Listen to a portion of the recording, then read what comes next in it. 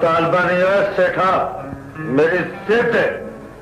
जरा पूरी ना करे मैनू आप मौत की मोहर ला के पूरी कर लेना।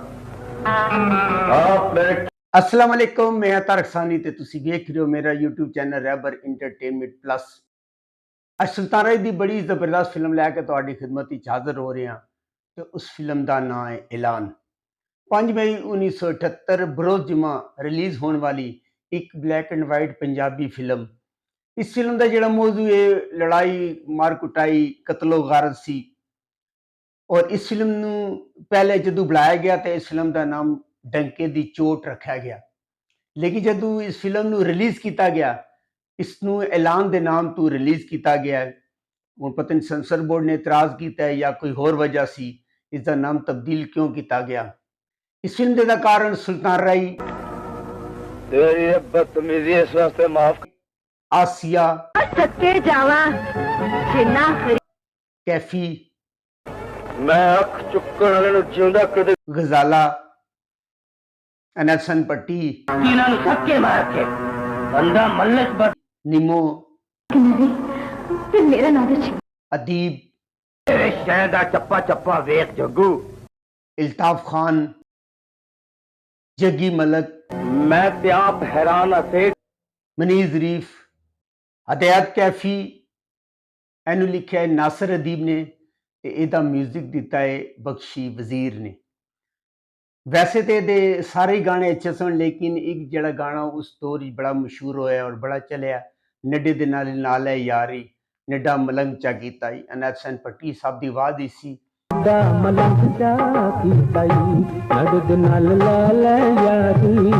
यह गाना बड़ा ही वजह और गली गली वजह। आसिया ने इस फिल्म के अंदर एक ऐसा करैक्टर किया, पहले कुड़ी होंदी और बाद ही पेस बदल के वो टांगा चलाती है। अदीब जिहड़ा होंदा है उसका नाम सेठ होंदा है और सेठ जिहड़ा होंदा है वो वैरी होंदा है। वो गरीब कुड़ियां ते सोहनी कुड़ियां दा वैरी होंदा है और हर गरीब कुड़ी नूं वो घेर घार के उसदी जबरदस्ती इज्जत लुट लैंदा है। इसी तरह जिहड़ा आसिया होंदी है, आसिया दी भैन दी भी इज्जत लुट लैंदा है। उसदा प्यो जिहड़ा होंदा है वो मर जांदा है। उसदा एक छोटा वीर होंदा है जिहड़ा सारा वाकया वेख रहा होंदा है।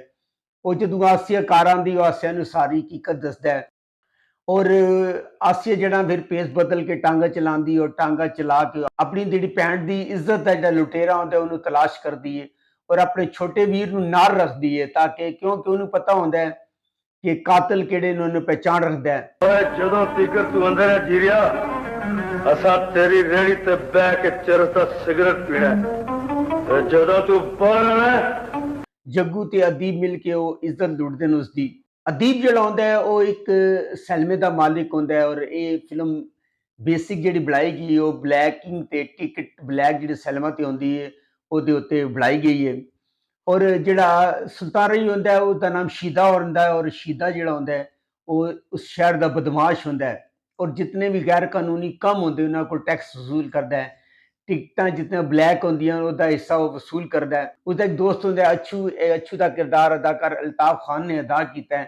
अच्छू ते शीदा आपस विच दोस्त होंदे ने और कैफी ने इस फिल्म के अंदर जीरा चाट वाले का किरदार अदा किया है जिहड़ा सैलमे दे बाहर चाट बेचदा है और ओहदा जिहड़ा साथी होंदा है वो कॉमेडियन मनीर ज़रीफ है और मनीर ज़रीफ ने भी मनोज ज़रीफ की कमी पूरी करने की कोशिश की है, लेकिन जिहड़ा काम मनवर ज़रीफ कर सकदा सी वो मनीर ज़रीफ ना कर सके और ना इंडस्ट्री वो मुकाम हासिल कर सकिया है।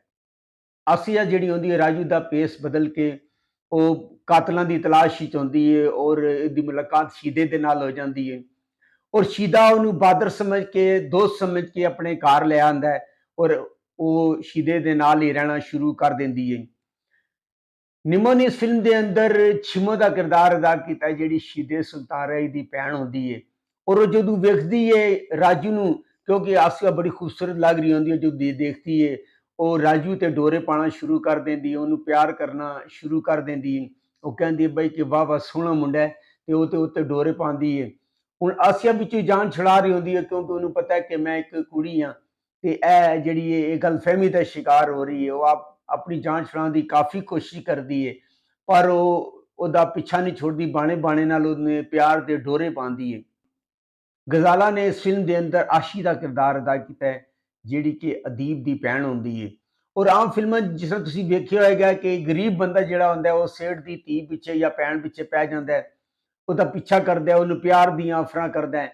ਇਸੇ ਤਰ੍ਹਾਂ ਹੀ ਜਿਹੜਾ ਜੀਰਾ ਚਾਟ ਵਾਲਾ ਹੁੰਦਾ ਹੈ, ਔਰ ਉਹ ਵੀ ਆਸ਼ੀ ਦੇ ਪਿੱਛੇ ਪੈ ਜਾਂਦਾ ਹੈ। ਆਸ਼ੀ ਦਾ ਗਜ਼ਾਲਾ ਦਾ ਜਿਹੜਾ ਨਾਮ ਹੁੰਦਾ ਹੈ ਆਸ਼ੀ ਹੁੰਦਾ ਹੈ, ਔਰ ਆਸ਼ੀ ਜਿਹੜੀ ਹੁੰਦੀ ਹੈ ਉਹ ਅਦੀਬ ਦੀ ਭੈਣ ਹੁੰਦੀ ਹੈ।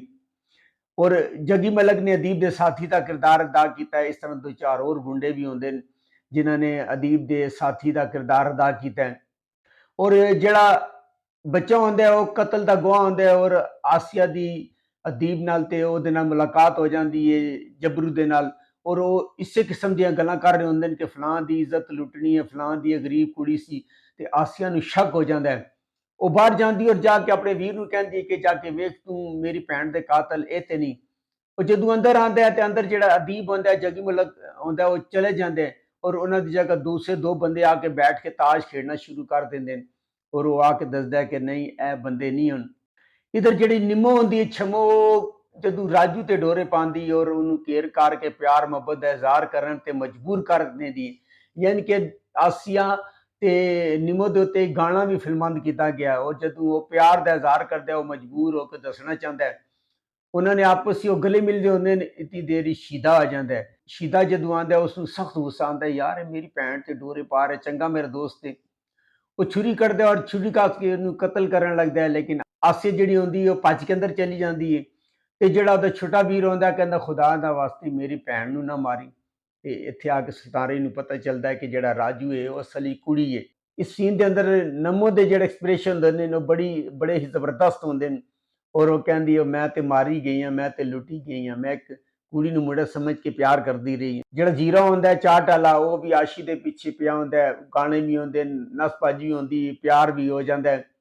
ਔਰ ਇਸ ਤਰ੍ਹਾਂ ਕਰਕੇ ਇਹ ਫਿਲਮ ਜਿਹੜੀ ਹੈ ਇਹ YouTube ਤੇ ਮੌਜੂਦ ਨਹੀਂ ਹੈ। ਬਦਰੂ ਬਦਮਾਸ਼ ਜਿਹੜਾ ਨੈਪਸਨ ਪੱਟੀ ਨੇ ਬਦਰੂ ਬਦਮਾਸ਼ ਦਾ ਕਿਰਦਾਰ ਅਦਾ ਕੀਤਾ ਹੈ, ਯਾਨੀ ਕਿ ਵਿਲਨ ਟਾਈਪ ਦਾ ਕਿਰਦਾਰ ਅਦਾ ਕੀਤਾ ਹੈ।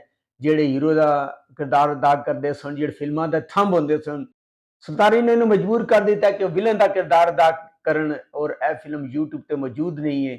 ਔਰ ਆਖਰ ਤੇ ਇਹ ਹੁੰਦਾ ਹੈ ਕਿ ਜਿਹੜਾ ਬਦਰੂ ਹੁੰਦਾ ਉਹ ਕਤਲ ਹੋ ਜਾਂਦਾ ਹੈ। ਔਰ ਆਸਿਆ ਨੂੰ ਪਤਾ ਚੱਲ ਜਾਂਦਾ ਹੈ ਕਿ ਉਹਦੀ ਭੈਣ ਦੀ ਇੱਜ਼ਤ ਸੇਠ ਨੇ ਲੁੱਟੀ ਹੈ, ਸੇਠ ਨੇ ਉਹ ਲੁੱਟੀ ਹੈ। ਬਦਰੂ ਹੁੰਦਾ ਹੈ, ਬਦਰੂ ਨਿੰਮੋ ਨੂੰ ਚੁੱਕ ਕੇ ਲੈ ਜਾਂਦਾ ਹੈ ਔਰ ਉਸਦੀ ਇੱਜ਼ਤ ਲੁੱਟਦਾ ਹੈ। ਸ਼ੀਦੇ ਨੂੰ ਜਦੋਂ ਪਤਾ ਚੱਲਦਾ ਹੈ, ਸ਼ੀਦਾ ਜਿਹੜਾ ਬਦਰੂ ਨੂੰ ਕਤਲ ਕਰਦਾ ਹੈ। ਔਰ ਜਿਹੜੀ ਆਸਿਆ ਹੁੰਦੀ ਹੈ ਔਰ ਉਹ ਆਪਣੀ ਭੈਣ ਦੇ ਕਾਤਲ ਅਦੀਬ ਨੂੰ ਕਤਲ ਕਰਦੀ ਹੈ ਔਰ ਪੁਲਿਸ ਉਹਨਾਂ ਨੂੰ ਗ੍ਰਿਫਤਾਰ ਕਰ ਲੈਂਦੀ ਹੈ।